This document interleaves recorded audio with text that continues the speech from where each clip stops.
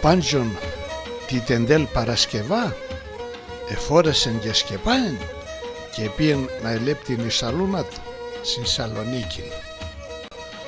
Στο βαγόν που εκάτσεν έσταζεν από πάνω και ως να πάει στη Σαλονίκη εγένον λουλούτσου. Όντες κατήβαινα στο τρένον δύσκολα εγνόρτσανα τον η νουσαλούατ, η σωτήρα και τα πεθεργάτ. Είπα να τον «Ντο χάλια είναι τα, πώς εγένουσνε έτσι?»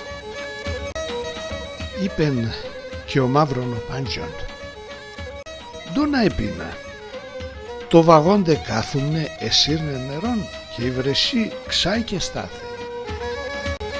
Είπα να τον «Εσύ είπα ευλοημένε, ας έλαζες θέσιν με την κάτιναν που έσανε κι απές».